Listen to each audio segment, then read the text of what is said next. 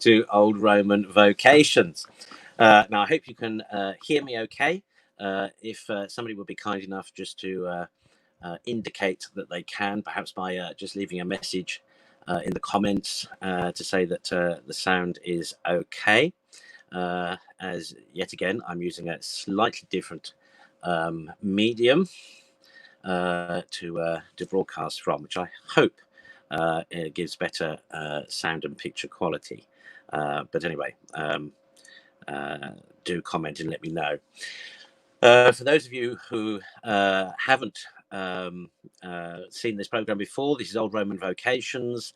This is basically a program to discuss the vocational discernment and application process for the Orthodox Old Roman Catholic Communion. Now, some of what I say, of course, will be common to other Old Roman jurisdictions. And as I said right at the beginning of this series, great progress is being made at collaboration and cooperation between said jurisdictions. So it's an exciting time and will be very shortly to explore vocation within the Old Roman tradition. We've covered a lot of subjects already, but what I thought I'd discuss this evening is about applicants themselves. I suppose what I mean to say is that to discuss what it is we're looking for in applicants. Now, I said right at the very beginning of this series that we understand vocational discernment to be a partnership. So it's a working out both between the candidate and the church.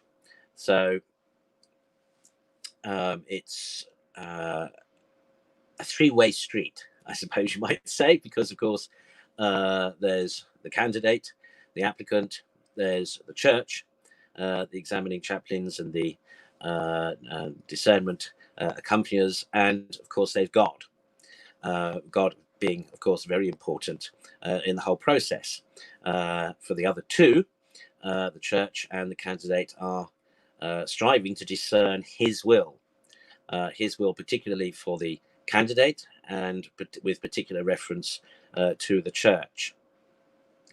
And so what does this mean in terms of vocational discernment as a partnership? It means in the first instance a commitment, and a very serious commitment from all parties involved. So from the church's perspective, as I've said a few times in these shows, the church will make a serious commitment to explore and discern God's will for a particular candidate. And as I said, that process and that commitment begins from the off, indeed from first contact.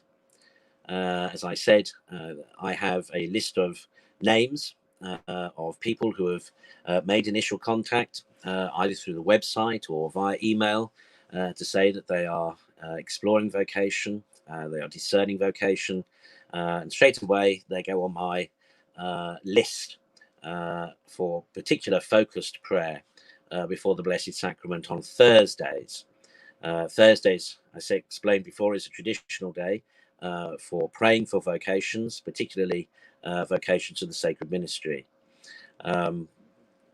So our commitment begins from that first contact. But as I explained before, we take a sort of Benedictine approach. That is to say that you may knock, but we might not answer the first, second, or third time. St. Benedict, in his rule for monasteries, basically suggests that if somebody is serious and if God is really calling them, then they will be persistent in their knocking. They will be persistent in their application.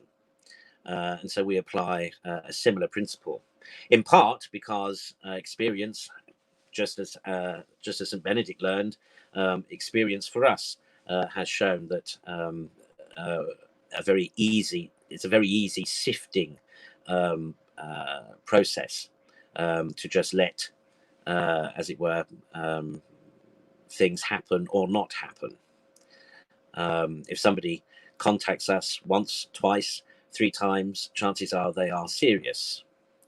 And so, as I explained before, if you've so far only made 1 contact and you've not had a response, then persist. As far as we're concerned, Archbishop Matthew, his motto was, "What God wills will be." And I'm afraid that's a phrase that those discerning vocation with us will hear many times. So persist, keep knocking, as it were, keep writing.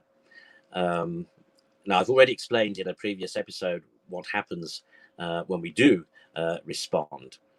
But already that initial process, as it were, already we've learned a fair amount about the character of an individual. We've already learned a fair amount about their sense of vocation. Because if someone is persistent, then it demonstrates that they are committed. It demonstrates that they do indeed feel called. It means that they are serious about attempting to discern their vocation. And if they've contacted us more than once or twice, or even 3 times, then they must be fairly certain that God is calling them to discern their vocation with us. So that's the reason, that's the justification for why we adopt that Benedictine approach. It's a way of natural sifting, I suppose we might say. It's a way of testing, proving already the resolve and the sense of calling and commitment that an individual may have. Now, I already as well touched before briefly on the difference in terms of realizing vocation with us in the old Roman tradition from others. For example, specifically, I made reference to the possibility of discerning a vocation to a permanent order, perhaps to a minor order, not necessarily to a major order. A minor order meaning porter, exorcist, lector, acolyte; major order meaning subdiaconate, diaconate, or priesthood. As I explained before, in the old Roman tradition, which is the older tradition, though the minor orders were not just stepping stones, they weren't just transitions as a vocation progressed with the church, but often people were called to particular ministries. And as I've said before, and will no doubt elucidate further in another series of vocational programs, we suspect that the church today is greatly impoverished, and has been for some years, by not paying attention to the various other ways and degrees or levels of commitment, I suppose one might say, that God may be calling people to ministry in the church's life. As I say many times, vocation is not just about the sacred ministry. Vocation is not just about priests and monks and nuns, but it's all Christians. Every single soul is being called by God to realize a particular purpose of his. So with regard to vocational discernment, and especially in the initial stages, now this series of programs is particularly about really the sacred ministry and the religious life. So in terms of those electing to partner with us to discern their vocation, one of the things we will gradually discern together is what ministry or which ministry God may be calling an individual to. Now, often, of course, people come by and begin by saying, I feel a vocation to the priesthood, or I've had a vocation to the priesthood for many years, etc. And that's fine. I mean, we can begin, as it were, the discernment process in that direction. Some people come to us and they're not entirely certain what it is that God is calling them to. And in which case, with them, we'll begin with slightly wider or more general discernment process. Because what is important is that any individual that comes to us for vocational discernment does discern God's vocation, does discern God's calling to them as an individual, as a unique child of his, purposed by him for a specific reason.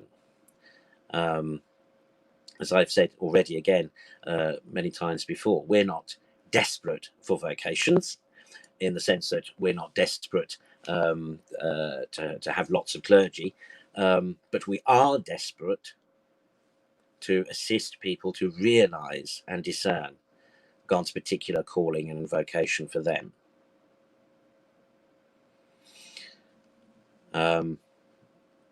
Because as the church, we are particularly concerned with realizing God's will, full stop. God's will, of course, is for the salvation of as many souls as possible. And part of that salvation is realizing for the individual why God created them. What purpose has he for their life? And as I said before, that may not always be to the sacred ministry.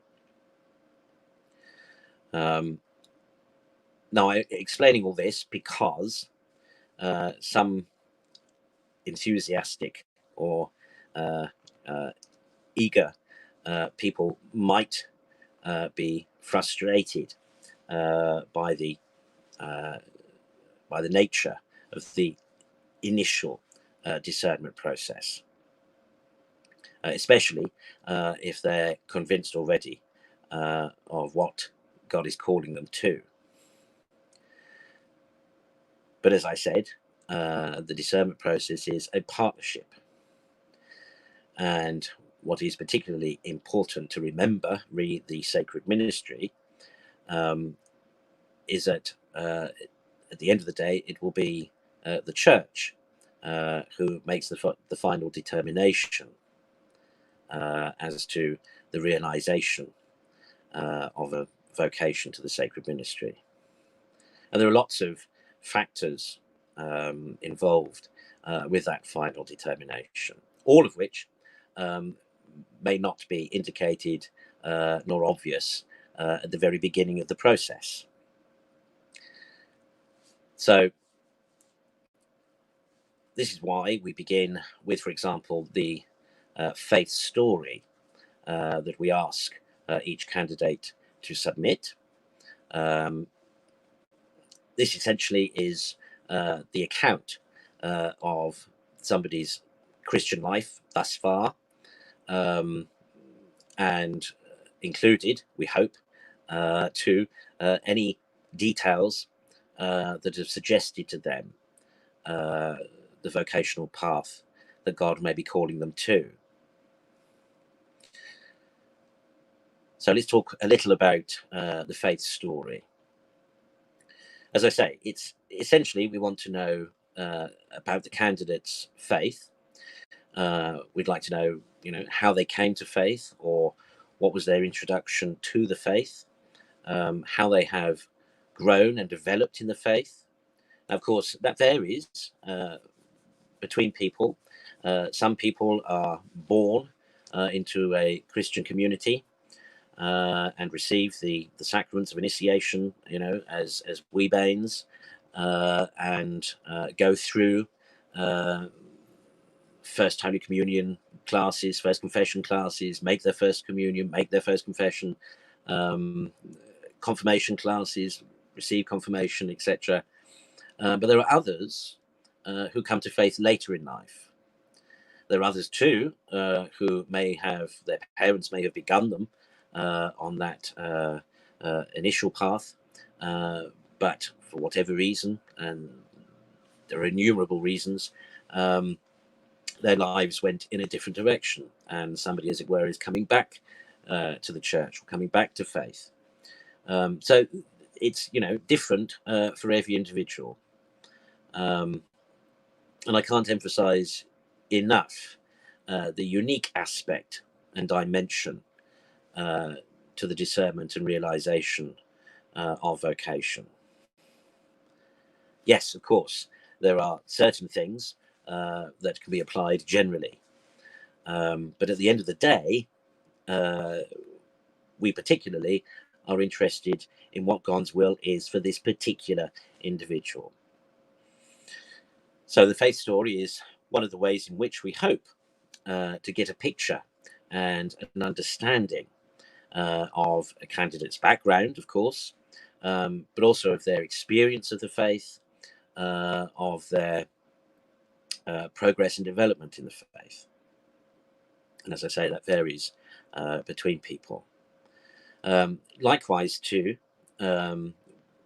it's good for us to know what level of study they may have taken, particularly with regard to theology or philosophy or both. Some candidates will have not studied anything past religious studies at school. Some candidates will have a diploma or a degree.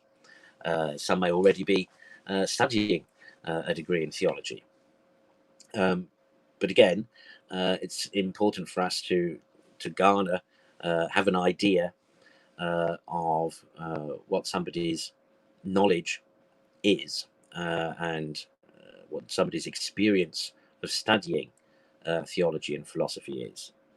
Again, because when we begin formation, that will indicate to us at what level somebody might need to start their intellectual formation at. Now, I've already said before now that it is, of course, desirous that applicants study theology and achieve a qualification in theology, if that's possible. That's to say, if they haven't already, and we can point people in the right direction in terms of courses to apply for and which institutions. And again, I have to, emphasize now, there is no great legacy of bursaries and grants and scholarships that we as a communion can provide to cover the costs and expenses of such studies. They are something that an individual would have to pay for themselves. And, might as well be open and frank and upfront about that from the off. And certainly that is something that an individual would need to consider.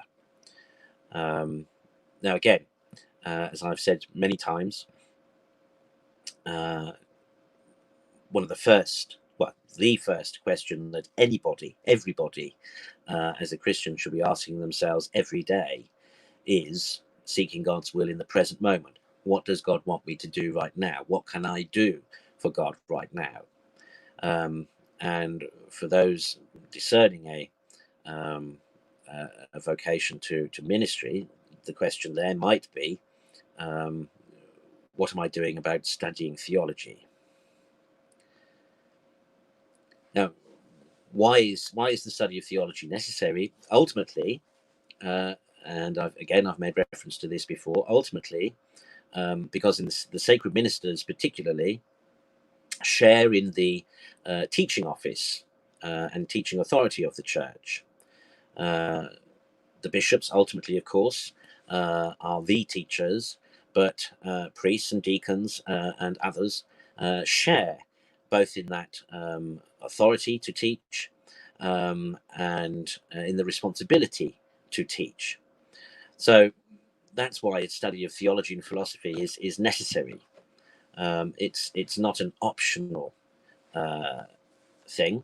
It's something that all candidates should study. Now, of course, part of the problem, as it were, and we recognise this, and we're actively thinking about ways in which we can resolve it. But one of the issues, of course, at the moment is that not having a formation residence, and therefore having to rely on outside institutions to deliver the academic elements of our formation course, we have to be ourselves very careful about which institutions and which courses we recommend. Such as the level of crisis as we perceive it in the church today, such as the level of apostasy and heresy, and so divorced generally now are higher education institutions from the churches, not not just any theology diploma or any theology degree will do. It may be because of circumstances that a particular course will have to do, but in which case it will be supplemented probably quite heavily by our own interior syllabus to ensure that our candidates receive orthodox formation, are schooled in orthodox theology. And by orthodox there, I'm both little o and capital O. The point is that we want our candidates to receive formation in the right way.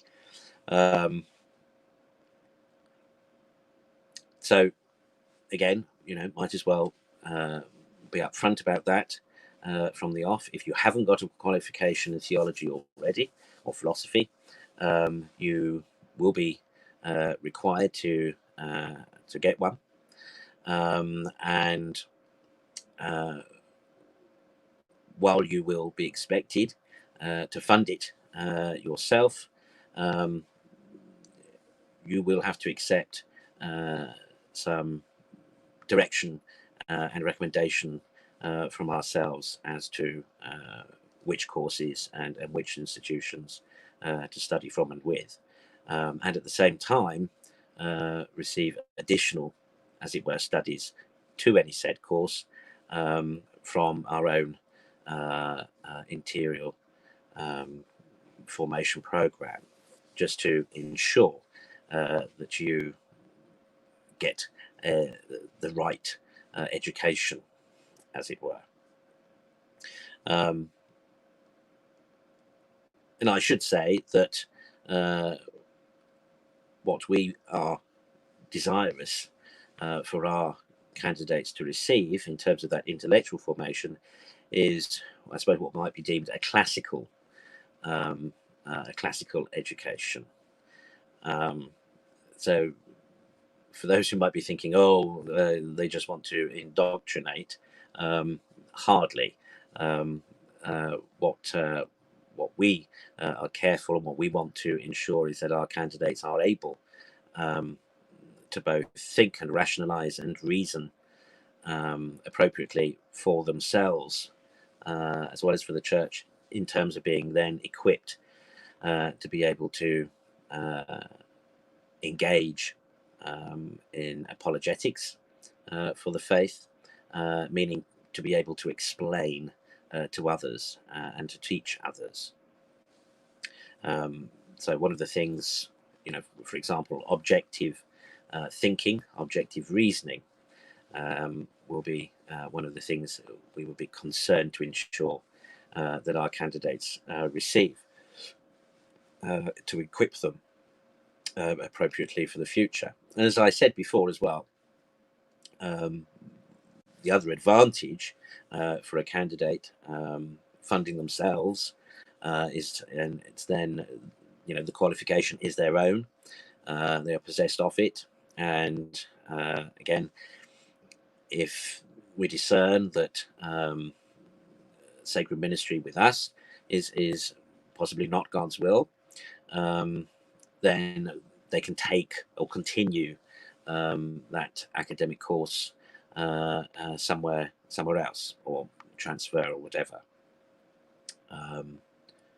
Again, what matters to us is the realization of God's will for the individual. We're not about press ganging, as it were, or coercing people to realize our sense of vocation for them. So this means that a candidate themselves, have to be committed, and they have to be serious. In the kind of conventional setting, it may be possible for a young man who doesn't really know what he wants to do in life, or hasn't had much experience of doing anything, to think that I'll go to seminary, or I'll go to theological college, and I'll do a course and I'll see where it goes and where it takes me, etc. That sort of thinking or approach is not appropriate, we would say, for discerning vocation, particularly to the sacred ministry. And certainly we want candidates who are themselves committed to the process, committed to discerning, and being open, as it were, to discerning whatever the outcome may be. Being committed to discerning God's will for them. And that's why, as it were, our candidates need to possess, need to take self-control, need to take control of the situation for themselves, own it, possess it. So, as I say, unlike perhaps in a more conventional setting, somebody might be able to just go along, move into a seminary, start a theological course, and see what happens. With us, it's not quite the same. You need already to be quite seriously committed to the prospect of discerning God's will, and B, of doing whatever it takes to realize it. And that is an aspect particularly of realizing vocation in the old Roman tradition that is quite different, I would say, from other churches. To be an old Roman cleric requires a lot of personal commitment.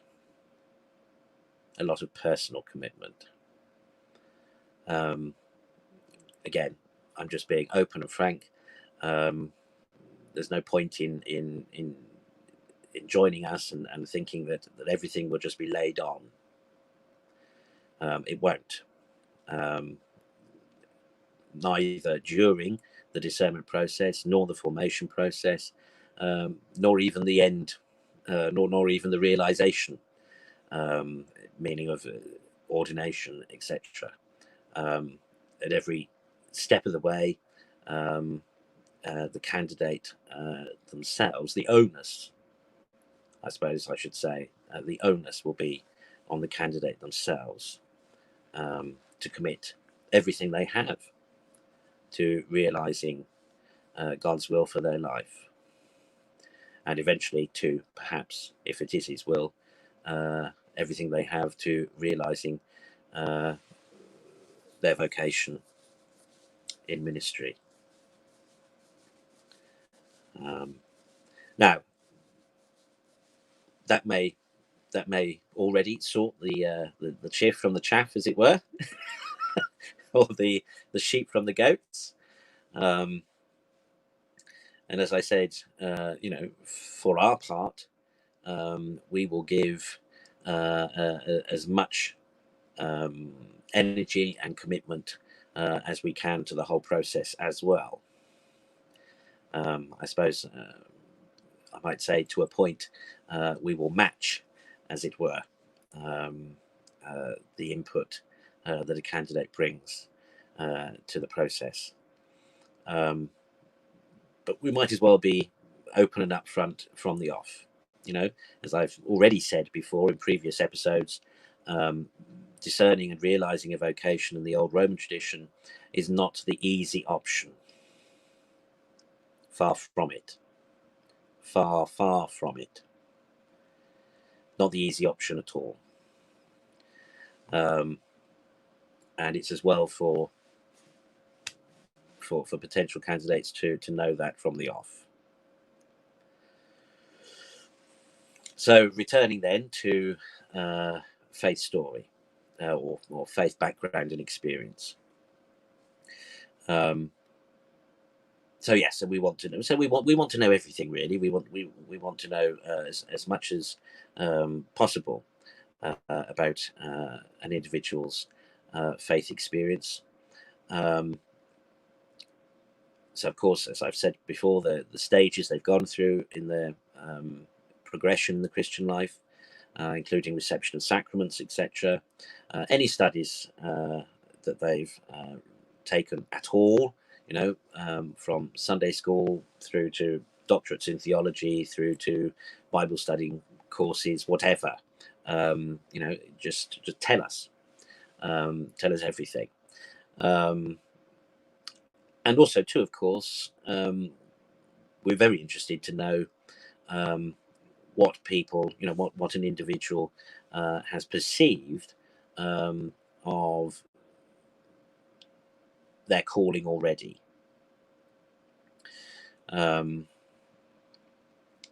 So some people have, experienced great spiritual events that have persuaded them that God is calling them to ministry. For others, God has maybe been a little more subtle in his calling to them as a particular individual. Either way, in the faith story, we want to know. We want to know why you think or why you feel God is calling you to ministry, and particularly to the sacred ministry. As I said,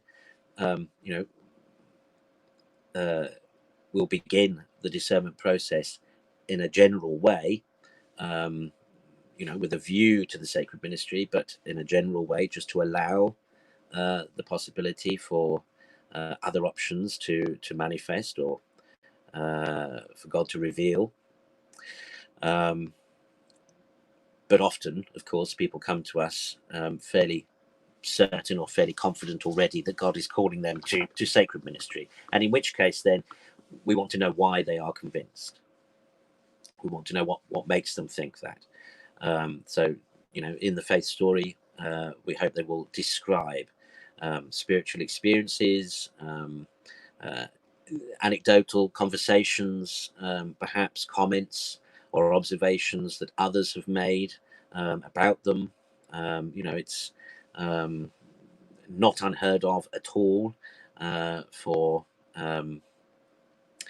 the gift of prophecy to be given to particularly older and mature people in the faith who may turn round to a young man and say, "You'd make a good priest," or "I think God is calling you to some greater service," etc. So all those sorts of things put down, include those in the faith story. Again, if you can, give context. So if you can say this was a comment that was made by somebody having witnessed me several years as an altar server, describe the person. Were they the priest? Were they a retired priest? Were they just a retired person in the congregation? Were they a young mother? Whatever. Try and give the full context. And likewise, give us more than just, I feel that God is calling me to. That's the point. We know already that God is calling you to something. We know that because God is calling everybody to something. But why? Why do you think God is calling you particularly and uniquely as an individual to the sacred ministry or to the religious life? And with this, be as open and honest and realistic as you can be. So that includes, don't put phrases like I had a dream, or I had a vision, or I heard a voice. Give more detail. I was on retreat, and the persistent sense that I received in my heart and mind during the retreat was God calling me to ministry. Whatever, give us something to work on. Give us something to understand and appreciate. All too often, and I appreciate why, because I suppose again, in stark contrast to many other discernment processes, we're not interested in trying to trick anyone or to try and trip anyone up. We will ask for, of course, at some point in the formation process, for psychological evaluation, etc. But unlike many other similar processes, we're not out to scupper somebody's vocation. We're not out to trip somebody up by revealing something that they oughtn't. We have, of course, a very strong sense of what we believe and understand vocation in the sacred ministry to be, and how it to be realized, and the qualities necessary to do that, and the attributes of the character, etc. But as I said again right at the beginning, we're interested in helping you to discern God's calling for you. Later, of course, particularly when you've entered upon the official formation scheme process, then obviously things will be a little more directed and guided. But initially, and right at the beginning, as we're discussing now, read the faith story. You can be as open as you like, and do not fear judgment. Do not fear judgment.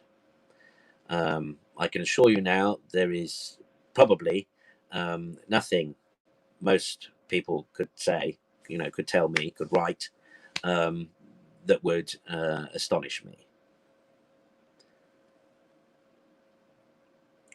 I've been around vocational discernment a long time, decades, and I've heard everything.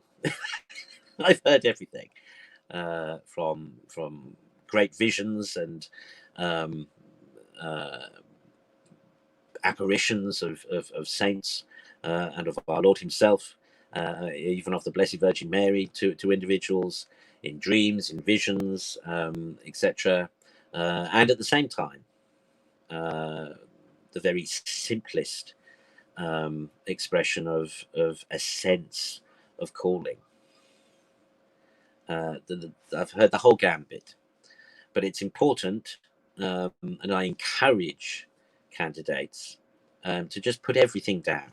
Just put everything down. Now, this does mean, again, because the faith story is part of the initial process. So again, you will need patience, because sometimes, depending on how much an applicant has written, it can take some time for the assessor to read everything. And so you may send your faith story and not hear anything for months. That can happen. That doesn't mean to say that you shouldn't. In fact, we encourage people to maintain contact during that time. And again, because from our perspective, it's that's ongoing expression of commitment, persistence, and of course, revealing for us. It's we're able to glean things from that. But I'm all too well aware, and I mentioned this before, I'm all too well aware of people being shy or wary of expressing themselves openly and honestly regarding their vocation and their sense of vocation and their calling. People afraid of ridicule, people afraid of for all sorts of reasons. What I would say is, don't worry about that. Don't worry about that. Just tell us everything. Tell us it as you felt it, as you see it, as you experienced it, as you see it. Just tell us everything. You will not shock us, but give us time to to read it and take it all in.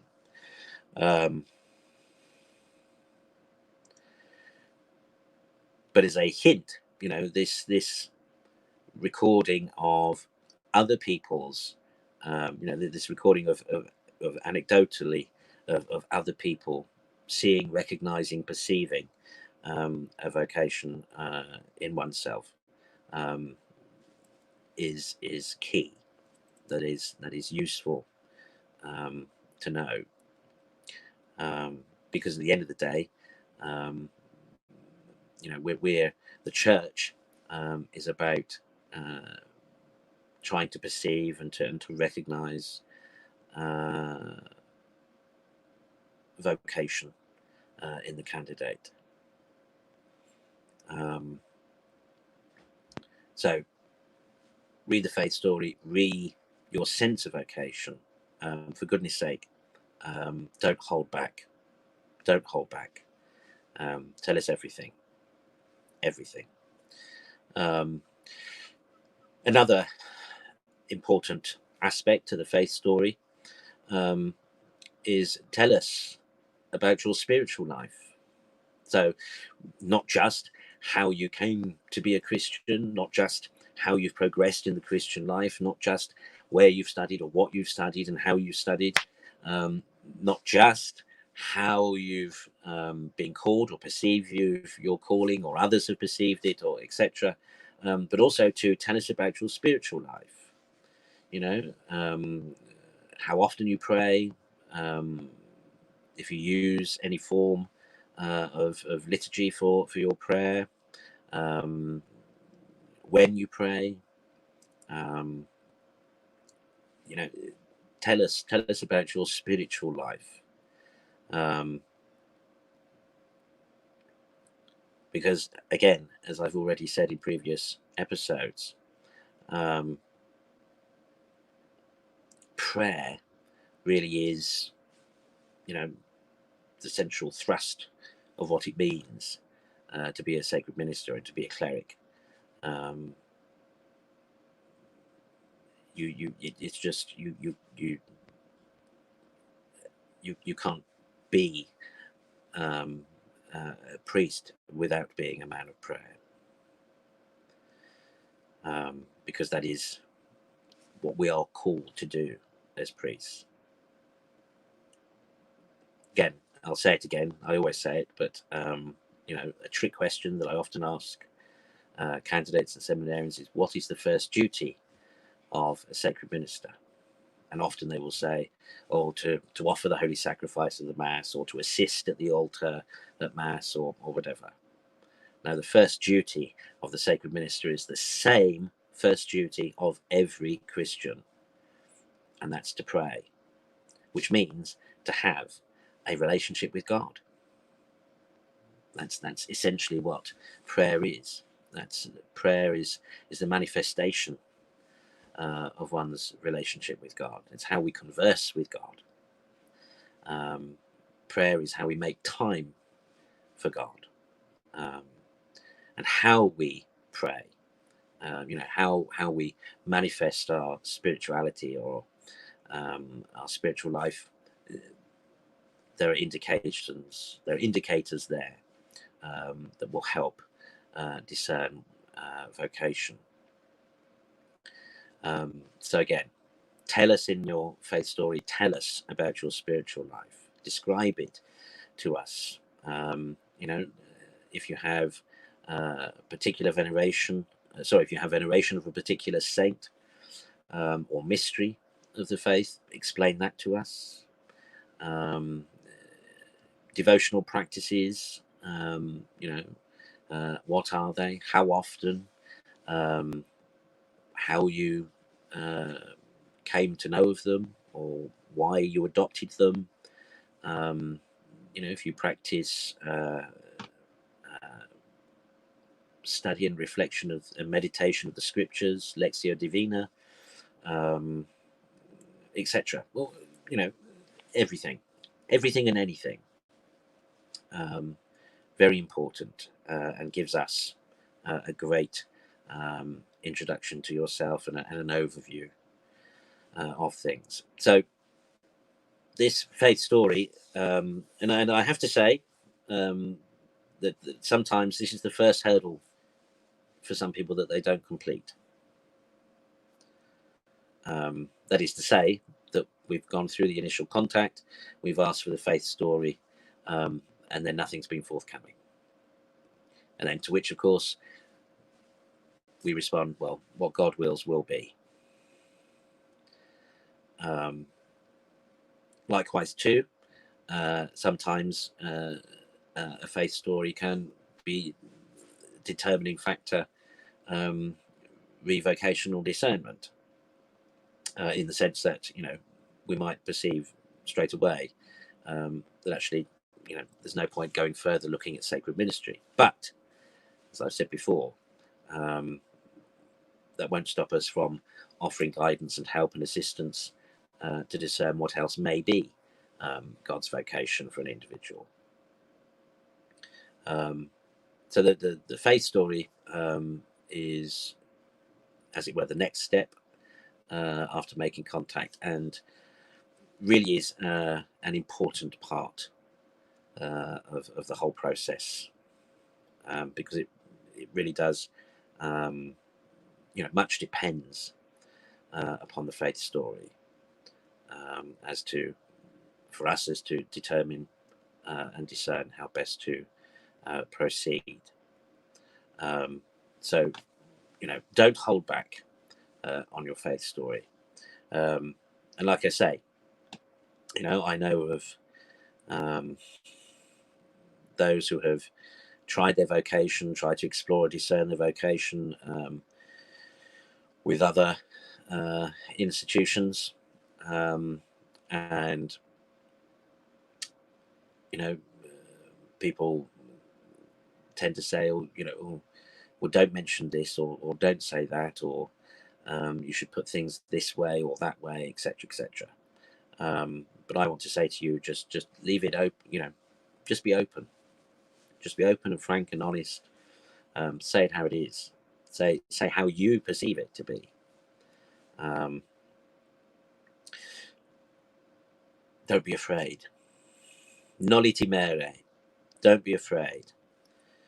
A phrase that occurs 365 times in Scripture, one for every day of the year. Do not be afraid. And in terms of vocational discernment, we're not about fear. not about fear. And this is the great sadness, I think, of vocational discernment elsewhere, is that it's often surrounded by fear. There should be no fear in determining what God's will for your life is. So there's nothing to fear from us, as it were. If you partner with us to help in your discernment, you've nothing to fear. Now, at this stage, as well, if you haven't already completed an application form, then after receiving your faith story, you may be invited to complete and return an application form. And the application form asks, asks everything we want to know. And again, I would say about it, noli timere, don't be afraid. Answer all the questions honestly. Nobody's interested in judging past transgressions or failures in life. We just want to get the whole picture, to understand the whole you. So again, noli timere with the application. If you ask, if you haven't already, and you're invited to complete the application form, then again, just be honest. Answer everything as fully as you can. You can always send a covering email or covering letter if there are aspects, if there are things in there, answers in there that you want to give more information on than the application form allows, then by all means, please do. In the application form, of course, there are questions asking both about civil and ecclesiastical offences. Now, civil offences, of course, speaks for itself. So, but ecclesiastical censures, that's if, for example, you were in a previous jurisdiction as a seminarian, or as a religious, or as a cleric. If there was, some canonical issue, whatever, then tell us about it. As I've already mentioned in 2 previous episodes, Roman clergy, for example, clergy who are leaving the Communion of Rome, this part of the form particularly will be relevant to them, to indicate whether what's the canonical context of their leaving communion with Rome. And as I explained before, this is important for us because, again, we conduct ourselves in a canonical way, and again, just because something may appear negative doesn't mean to say that it puts the kibosh on anything. In the old Roman tradition, particularly, partly because of our circumstances, of course, but we're great believers in the principle of the salvation of souls is the highest law. So any, and this applies both, to criminal and to civil and ecclesiastical censures of any kind. We're not interested in judging people. We just want to know people and get the fuller, bigger picture in order to better understand and help. And so I'm going to emphasize that point again. This is what we mean by partnership in discernment. It may well be we are open, and we want you to be open, even to the possibility that sacred ministry might not be what God is calling you to, but we want to work with you to help you to discern that. We want you to discern whatever God may be calling you to. But in order to do that, we need to know as much as possible. Now, to sort of finish off, again, we sort of touched on it before in previous episodes, but let me reiterate again. There is no upper age limit in applying for vocational discernment with us. Whereas, for example, in the Roman Communion particularly, there is often an upper age limit given to applicants for religious life or for priestly societies, etc. There is no upper age limit with us. And in terms of the lower spectrum of age, again, there isn't really a lower limit, as it were, but obviously it'll all depend on circumstances as to what can be realised and how we can help somebody discern. And as I began this episode, some people may be called to a permanent level or a permanent degree of progress in the sacred ministry, to one of the minor orders, if not to something else. Other than the distinction between the orders, there otherwise is no sort of lack of respect shown to anybody who isn't or doesn't make it to the major orders. I know sometimes, again, this is part of the problem. In fact, this is part of the clericalism that has affected vocational discernment so widely or so broadly in the wider church today. As I've said before, people being funneled or tunneled into ordination processes where perhaps ordination is not the right route.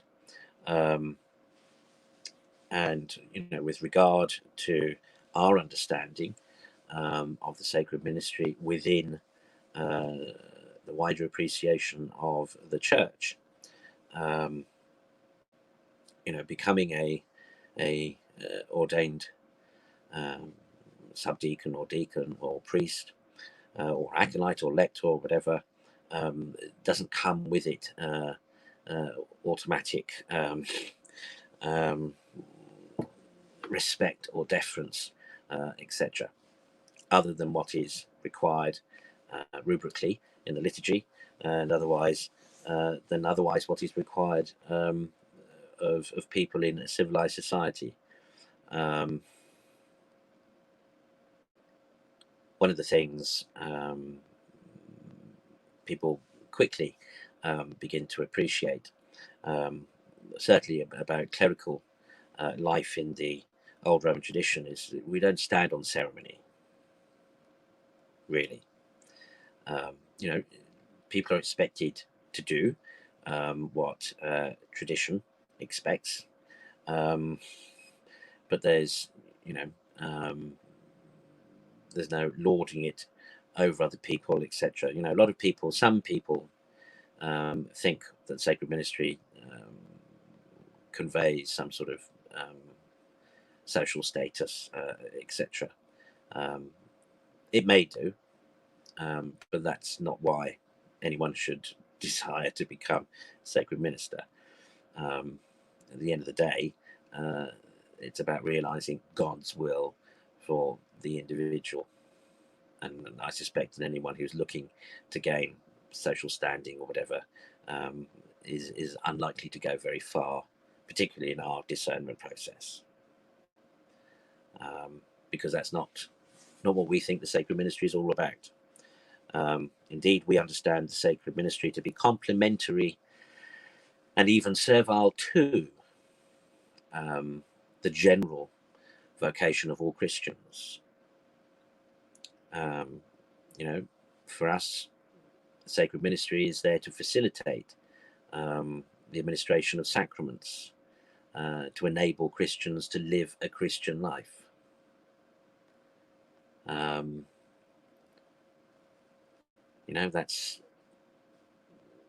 That's why priests are ordained, that's why deacons are ordained, etc., is to facilitate the life of the church, to facilitate the sacramental and spiritual life of the church, and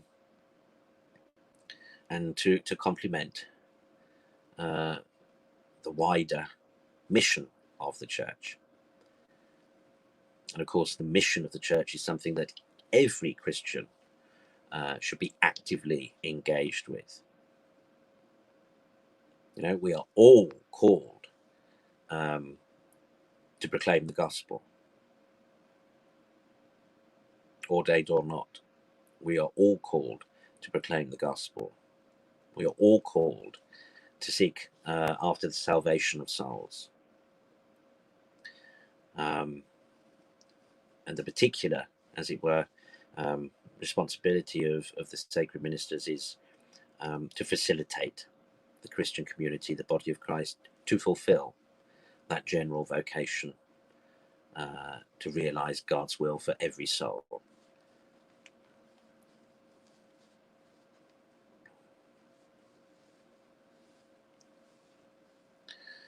So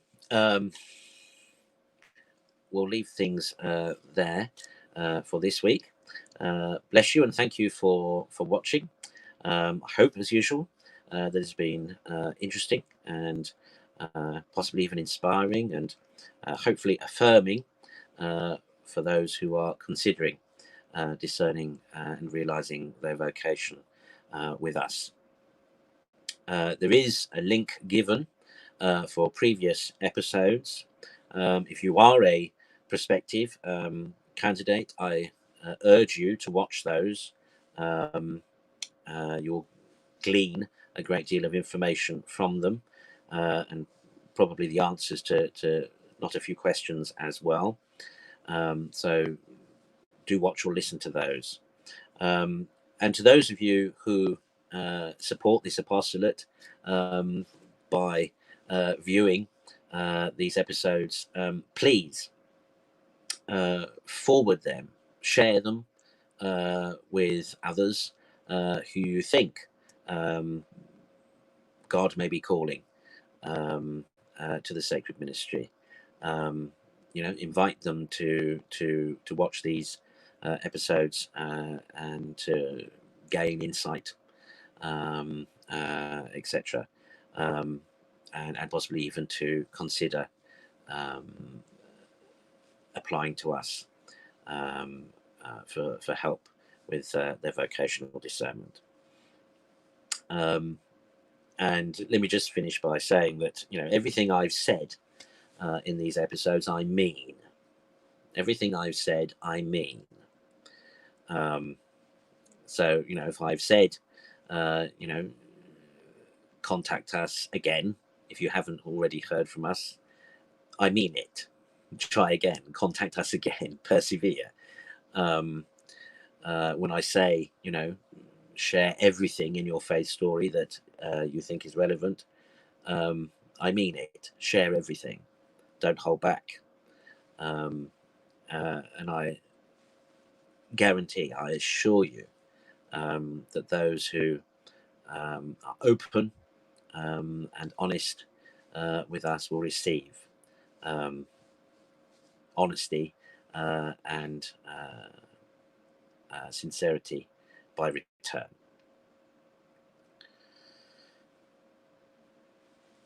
So again, bless you. Thank you for watching. If you've enjoyed the episode, then please like it, love heart it, hug it, whatever. And please do feel free to share it. A lot of what I'm talking about in these shows is pertinent for any Christian considering discernment or trying to discern God's will. So it's not all, although specifically I'm really talking about the sacred ministry, there's lots of what I'm saying is pertinent elsewhere too. So do please feel free to share. And if you're a regular viewer, then I no doubt will see you online for Mass tomorrow. There is a new schedule that's going to be published very shortly for Old Roman TV, with some new programming coming up that I think you will appreciate, and which may answer again some questions that that people may have about the Old Roman tradition. To look out for those. I could talk about them now, but I won't. You'll just have to wait for the for the announcements. But yes, that's enough for me. God bless you. Thank you, and speak to you soon.